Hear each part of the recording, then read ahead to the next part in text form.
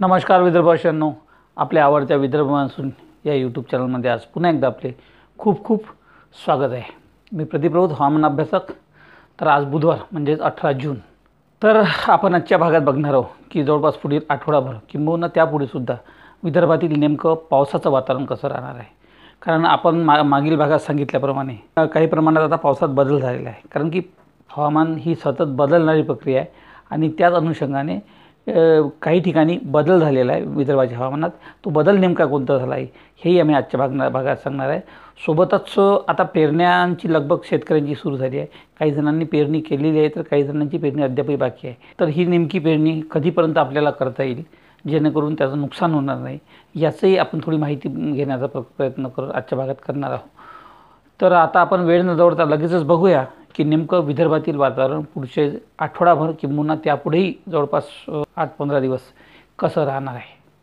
तर सर्वप्रथम आपण मान्सूनचा अंदाज घेण्याचा प्रयत्न करू। मान्सून कुठपर्यंत पोहोचला आहे तर आपण सांगितलं की जवळपास गेल्या 19 दिवसापासून विदर्भाची ही जी काही सीमा होती तर त्या सीमेपर्यंत 29 मेपासून मान्सून थांबला होता आणि जवळपास तब्बल 19 दिवसानंतर हा मान्सून 15 तारखेनंतर विदर्भात पुढे सरकला आणि अवघ्या 2 दिवसात विदर्भाने त्यांना संपूर्णपणे पादाक्रांत केला आहे आणि विदर्भाच्या संपूर्ण भागात कालच मान्सून पोहोचला संपूर्णपणे आणि आता तो पुढे मध्य प्रदेश आणि त्याच्या पुढेही सुद्धा इकडे उत्तर प्रदेश बिहारपर्यंतच्या भागात मान्सून हा सक्रिय झालेला आहे। तर सध्या जर आपण IMDने प्रसारित केलेले सॅटेलाईट इमेज बघितली तर आपण बघतो की इकडे बंगालच्या सागरातून एक तीव्र कमी दाब सक्रिय होत आहे आणि याचं स्वरूप तीव्र होण्याची शक्यता आहे। हा जवळपास आज पश्चिम बंगालच्या भागात इकडे स्थिर आहे।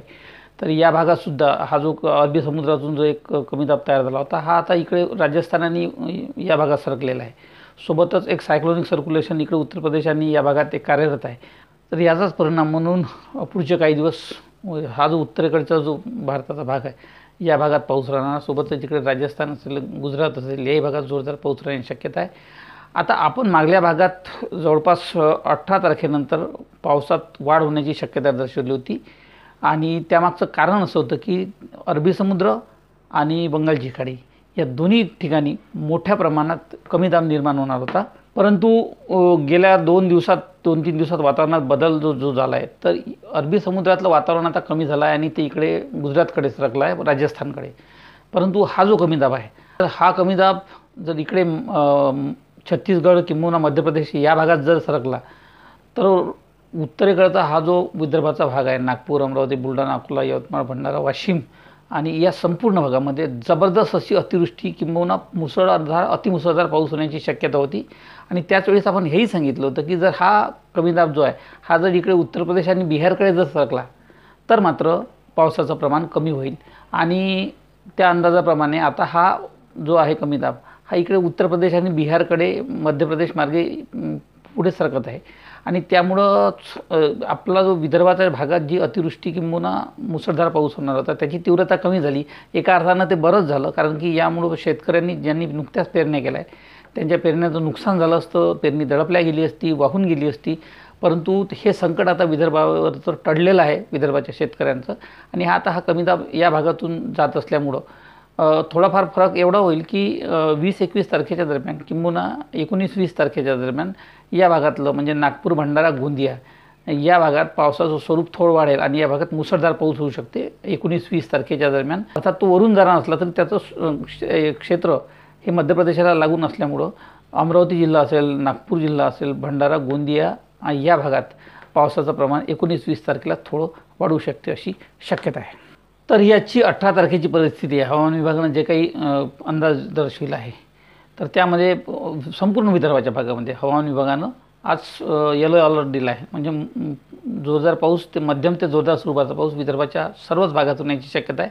परंतु विदर्भ मान्सूनच्या आपल्या अंदाजानुसार जवळपास बुलढाणा, अकोला, वाशिम, यवतमाळ आणि अमरावती सोबतच वर्धेचा काही भाग या भागात मध्यम ते जोरदार स्वरूपाचा पाऊस होऊ शकते। मान्सून सुरू झाल्यामुळे आता विजा फार काही आणि वारा वाहण्याची शक्यता कमी आहे, परंतु या भागात आज पावसाचं प्रमाण राहू शकते, पश्चिम विदर्भात अधिक राहू शकते। त्या तुलनेनं नागपूर, भंडारा, गोंदिया, इकडे गडचिरोली, चंद्रपूर या भागात पावसाचं प्रमाण थोडं तुरळक स्वरूपात राहील, अतिशय कमी प्रमाण या भागात राहील. तरीसुद्धा एक अपेक्षा अशी आहे की चंद्रपूर, गडचिरोली, इकडे भंडारा, गोंदिया आणि नागपूरचा काही भागात, या भागात कमी अधिक प्रमाणात हलक्या पावसाच्या सरी आज होऊ शकतात अशी शक्यता आहे. यानंतर 19 तारखेचं जर आपण बघायला गेलो तर आज 18 तारखेला सर्वाधिक जो पावसाचा जोर राहू शकते तो अमरावती आणि यवतमाळ या जिल्ह्यात राहू शकते. विशेषतः अमरावती जिल्ह्यातील हा जो भाग आहे त्यामध्ये तिवसा तालुका असेल, सोबतच मोर्शी तालुक्याचा काही भाग, ओके, त्यानंतर इकडे धामणगाव रेल्वे, चांदूर रेल्वे या तालुक्यात पावसाचा जोर अधिक राहू शकते.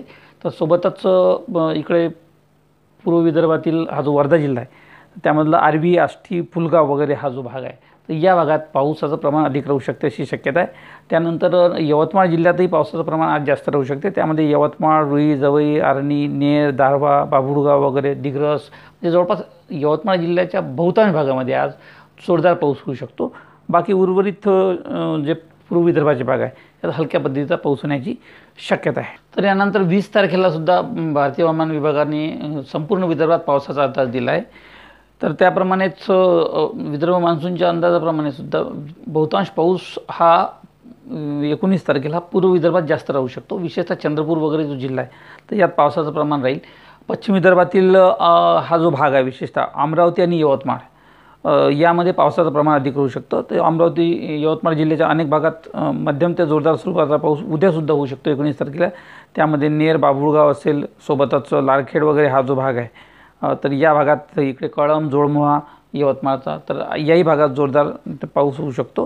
तर अमरावतीच्याही काही भागामध्ये मध्यम ते जोरदार स्वरूपाचा पाऊस उद्या 19 तारखेला होण्याची शक्यता आहे.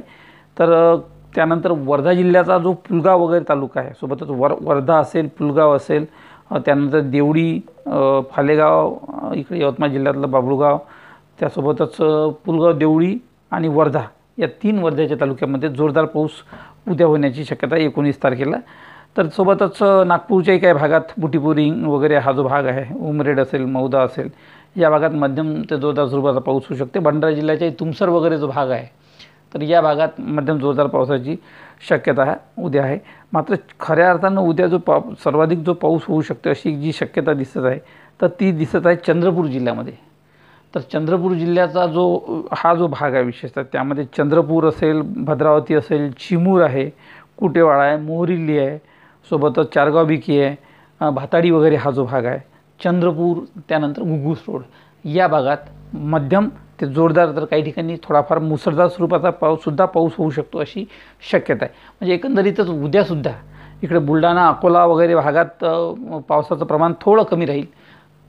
सोबतच वाशिममध्येही पावसाचं प्रमाण थोडं कमी राहू शकते. परंतु अमरावती, यवतमाळ या भागात पावसाचं प्रमाण थोडं साधारण राहील, मध्यम ते हलक्या स्वरूपाचा, काही ठिकाणी जोरदार स्वरूपाचा.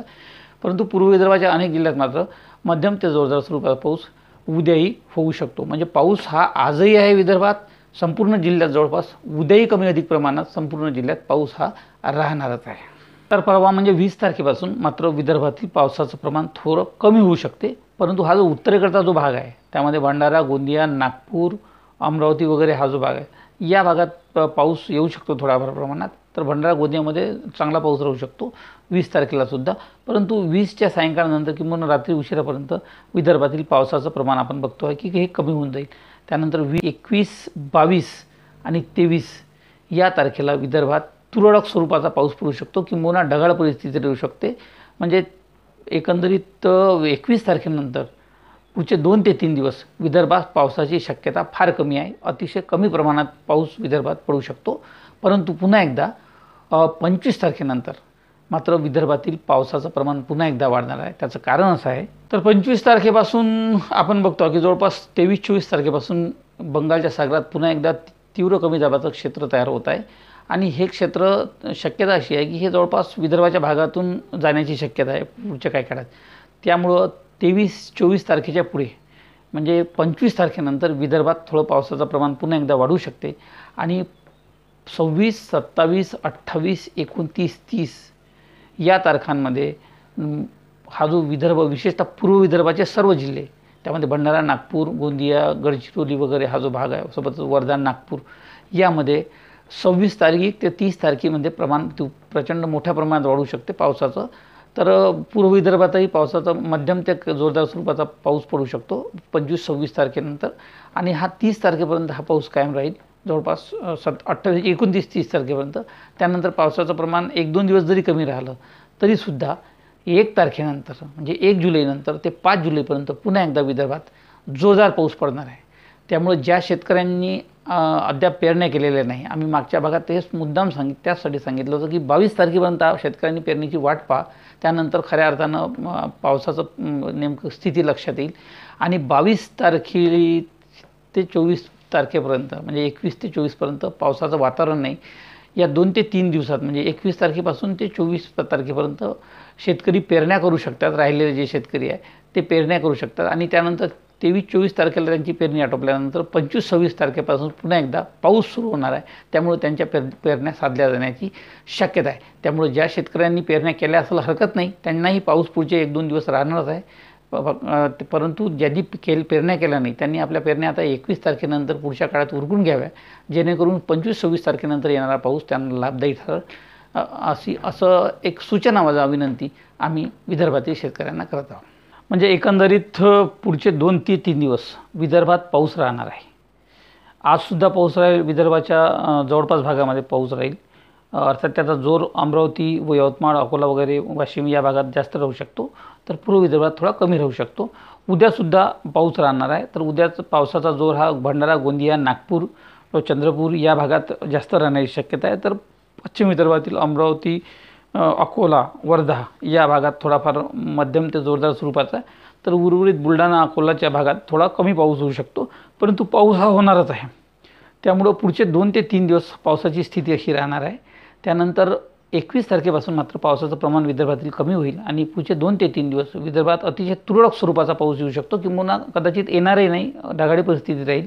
त्यामुळे 21 ते 24 तारखेचा वेळ हा पेरण्यांसाठी उपयुक्त आहे, कारण की 25 तारखेनंतर पुन्हा एकदा जोरदार पावसाची शक्यता विदर्भाच्या भागात निर्माण होऊ शकते. आणि 26 तारखेपासून 26, 27, 28, 29 वगैरे किंवा त्यापुढे सुद्धा पाऊस हा विदर्भात कायम राहू शकतो. आणि 1 तारखेच्या पुढे म्हणजे याही परिस्थिती जर काही शेतकऱ्यांच्या पेरण्या काही कारणास्तव खोळंबल्या, तर 26-27 तारखेनंतर तर पुन्हा एकदा 1 तारखेपासून ते 5 जुलैपर्यंत, 1 जुलै ते 5 जुलैपर्यंत विदर्भात जोरदार स्वरूपाचा पाऊस होणार आहे. त्यामुळे त्यानंतरसुद्धा आपण पेरण्या करू शकता. त्यामुळे शेतकऱ्यांनी अजिबात विचलित न होता अतिशय परिस्थिती पावसाची पाहून आपल्या बुद्धीने निर्णय घ्यावा आणि पेरणी करावी, कारण की आता जवळपास विदर्भात पेरणीयोग्य वातावरण हे तयार झालेलं आहे, किंवा पुढच्या 2 दिवसात 3 दिवसात ते होणार आहे. त्यामुळं आता काळजी करण्याचं अजिबात कारण नाही. आणि फार मोठी अतिवृष्टीचं संकट होतं ते सुद्धा आता जवळपास निवळलेलं आहे. त्यामुळं अतिवृष्टी विदर्भात होणार नाही, परंतु पुढचे अनेक दिवस विदर्भात हलक्या प्रमाणात, काही ठिकाणी मध्यम, तर काही ठिकाणी जोरदार स्वरूपाचा चांगला पाऊस होण्याची शक्यता आहे. त्यामुळे या माहितीसह आजच्या भागात येथेच थांबतो. पुन्हा एकदा नवीन माहितीसह नवीन भागात आपण भेटूच. तोपर्यंत आजच्या भागात रजा घेतो. नमस्कार. जय हिंद, जय भारत, जय महाराष्ट्र, जय विदर्भ.